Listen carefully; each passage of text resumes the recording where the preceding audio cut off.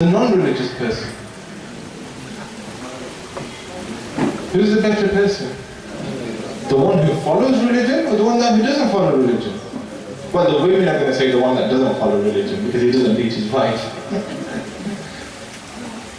But do you see the point I'm making? Religion has lost its true meaning in today's day and age. Religion is not just a set of rules. It's not a body of rituals for you to follow. Religion is something more than that. Religion is something more than that. The difference is that we try and understand religion from an intellectual point of view. And the reality of the situation is you cannot understand religion from an intellectual point of view. You must experience religion. Religion must be experienced. What is the difference between the two? Let me give you an example. In the United Kingdom, we have a huge problem of paedophilia, right? Now, the government legislates for paedophilia, it legislates fine for paedophilia. The only problem is that if you don't get caught, it's fine. If you don't get caught, it's fine. I'm sorry to use a crude example, it's just so that the point hits home. A pervert can be a pervert as long as he's a pervert in his own home. A pervert can be a pervert as long as it's within his four walls. As long as he's not a pervert in public, the government says that's fine. Law says that is fine. Right? Because man-made law can only govern that which it sees. But the law of God is slightly different. Slightly different.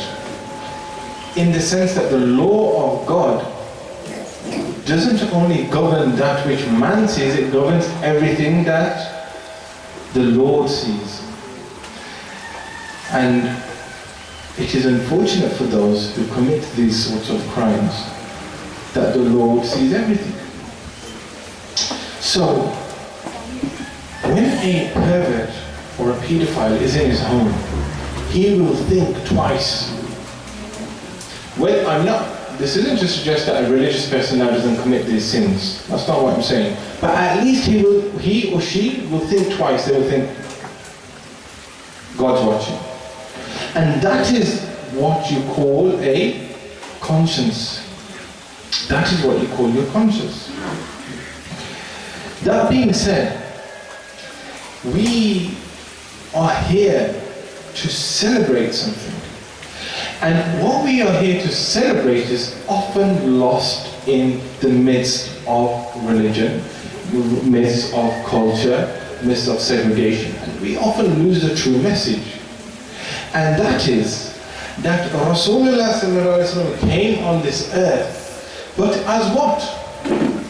What was the objective of the Prophet coming to this world?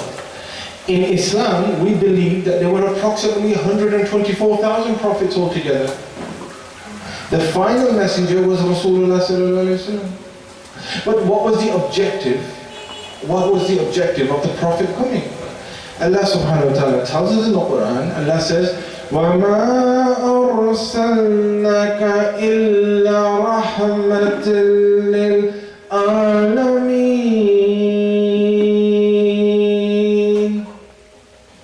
Allah says, and we did not send him except as a mercy. But a mercy to who? Or what? Allah says, I sent him as a mercy to the entire universe. Whether you are black, whether you are white, whether you are Guyanese, whether you are British, whether you are Arab, whether you're from the subcontinent, Doesn't matter whether you're Muslim, whether you're Christian, whether you're a Jew, whether you're a pagan, whether you're an idol worshipper, whether or not you don't believe in religion. He is still in mercy for you. But this jurisdiction of the Prophet alayhi salam extends to all creation, to all universe. So I ask you this question: if Rasulullah sallallahu alaihi wasallam has been put in charge of the entire universe, and everything within the universe, then what gives us the right to harm anything or anyone within that universe? What gives us the right to harm anything or anyone within that universe? Where you live in a totalitarian society, you know that any steps that you take will be reported to the head of the state. The head of the, and you may not do so, you don't want to do something because it's the head of the state. If something belongs to the king, you don't want to harm that thing. Why? Because if the king finds out, he's not going to be very happy. But we don't adopt that same psychology when it comes to this. What is the problem? Why can we not observe this phenomenon? Why can't we understand this truth? That Rasulullah sallallahu alaihi wasallam came as a mercy to the entire universe. It didn't just come for the Muslims. The Quran wasn't just for the Muslims. Your Lord isn't just the Lord of the Muslims, He's the Lord of everything. And to put us more into the same category, do you know what God says about everyone? God says in the Quran, وَإِذْ قَالَ رَبُّكَ لِلْمَلَائِكَةِ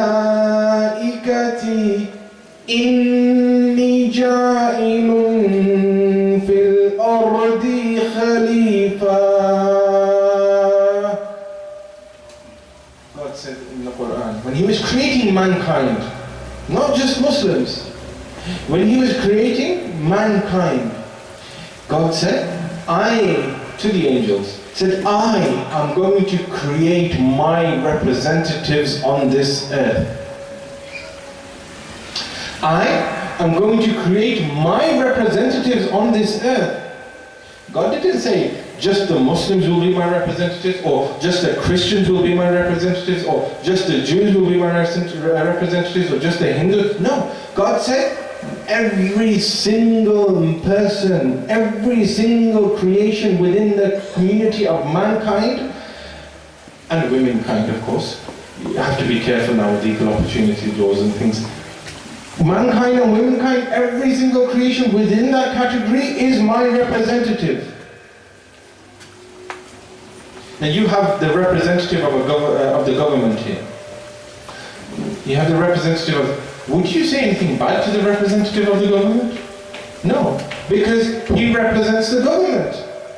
And the government will come crashing down on you, and rightly so.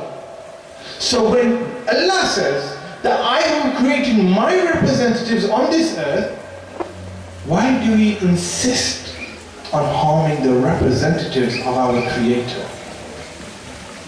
Why do we insist on doing this? But there's an answer to that question. And the answer to that question, my dear brothers and sisters, is something called power. We are hungry for power as a human race. And this is why Allah subhanahu wa ta'ala says in the Quran, Ya Dawood, inna ja'alnaka khalifatun fil ard, that, O David, I have made you my representative on this earth. Fahkum bayna an-nasi bil haqq, so that you can rule over the people with justice. لَا تَتَّبِعِ الْهَوَىٰ. But don't use your own desire. Why? Because your man's desire is corrupt. And this is why we need religion. This is why we need religion to not only govern us externally, but we need religion to govern us internally. And this is the prime objective of government, of religion, that no government or no institute in the world can fulfill. But then that religion must be adopted, and that religion must be accepted wholeheartedly. And this is why we are now living in a very dangerous era, because people are using their desires to manipulate religion. And I've said this all around the world, and I'm not going to hide it. You have groups like ISIS who are manipulating religion. You've got groups like Daesh manipulating religion. And what gives them the desire to manipulate religion? Power. And that is all that they are after. They are after power. But they do not understand that Allah says, وَمَكَرُوا وَمَكَرُوا اللَّهِ, that they plan, and Allah says, but I'm also planning against them. They plan for their power, and I am planning against them. So, we have this huge problem in our society as a whole. And I've openly said this in public, and I've said it in private forums, and I will say it here, that ISIS is not an Islamic problem. ISIS is not a problem of the Muslims. ISIS and terrorism and any form of extremism is a secular problem that we must all unite to deal with. ISIS is not a Muslim problem. I will never stand up and apologize for ISIS. Why? Because they are not my problem. They are everybody's problem. Until humankind doesn't stand up and says we are sorry for ISIS, then I have no need to apologize for ISIS. The Muslim world has no need to apologize for ISIS. What the Muslim world should be doing, is correcting its image to the wider public. Showing the image of Rasulullah to the wider public. We should show the entire world what Muslims are really like. Not why do we let a group of jihadists, extremists, represent our interests in the world? There is something that we need to do about this. And I would just like to give you a few examples before I take leave. One of those examples is of my father. My father came to the United Kingdom in the 80s. So he was one of the latecomers into the United Kingdom. He came from the subcontinent. And he doesn't speak a word of English. My father doesn't speak a single word of English, because all his life he spent working in factories to feed his kids and so on and so forth. But there's one trait in my father, and that is patience. And that is patience. And you may not have this problem in Guyana, but in the United Kingdom where we live, there's a group called, there used to be a group called National Front. And National Front was a political group set up, and they were a group of fascists. And their objective was to rid Britain of all black and Asian, anybody that wasn't white basically. Right? So they were all for white power and the Aryan race, Hitler style. And where we used to live, my dad used to have a shop. And the postman that used to come to that shop, to deliver the post, he was a member of the National Front. He was a member of the National Front. Now, every day he used to come into the shop. For 10 years, he came into the shop every single day. And when he first came in, he used to throw the post from the door. And you know what my father's response would be? Because he knew very little English, he knew 3 words. And those 3 words were, thank you, sir. That's all he knew, was thank you, sir. And this man, he used to walk in and he used to throw the post at my dad, and the envelope used to go flying everywhere. And my father used to say, thank you, sir, with a smile on his face. Slowly, as time went on, my father, when it was Christmas, my father would have a Christmas card waiting for him. And my father would give him the Christmas card. You know what he would do? He would rip up the Christmas card in front of my father and he would throw it. But every year, my father did exactly that.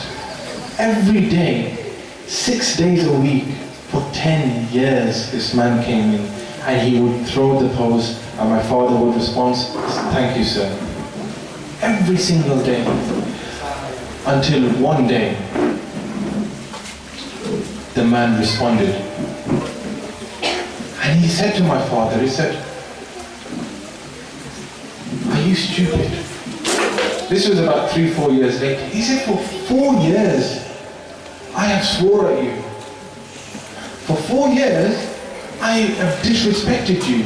Yet you have in 4 years only said, thank you, sir. The funny thing was, my dad didn't have a clue what he was saying, so he called me. And he said, can you translate this? I said, yeah. I said, Dad, this is what he's saying. And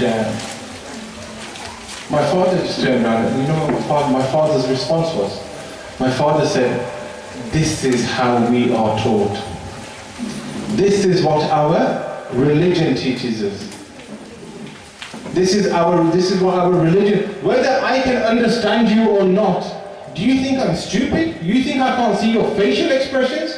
You think I don't know you're swearing at me? You don't think I know you're abusing me? Maybe I cannot understand English, but I can certainly see your facial expressions. But this is how our Prophet has taught us to respond.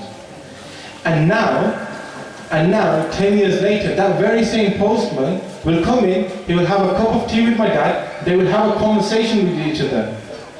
Neither of them know what they're talking about, but they will have a conversation with each other. But this is the power of what? This is the power of the sunnah of Rasulullah sallallahu alaihi wasallam. The smile. The smile. Allah subhanahu wa ta'ala tells us in the Quran, La ikraha fi din. There is no compulsion in religion. There's no such thing as compulsion in religion. Whether that's to Muslims or otherwise. And these people, they talk about wanting to establish the Islamic State and this. They haven't got the first clue what an Islamic State is. Let me tell you. The very first Islamic State in this world was formed in Madinatul Munawwara by Rasulullah sallallahu alaihi wasallam under the auspices of the Constitution of Medina. The Covenant of Medina, which is famously known, was written and it was formed. And at that time, only 15% of the people were Muslims. Only 15% of the people were Muslims. But yet, Rasulullah sallallahu alaihi wasallam, in the Covenant of Medina, clause number 25, has said that every religion shall be practiced freely. This was the first Islamic State, which was created by the best of creations. This was the first Islamic State created by those very first Muslims who knew Islam better than we can ever understand. So what gives these people the right to do what they are doing today? But we also must look at the effects of this, of the Constitution, the effects that the impact that the Constitution had, because the impact that the Constitution had around the world was so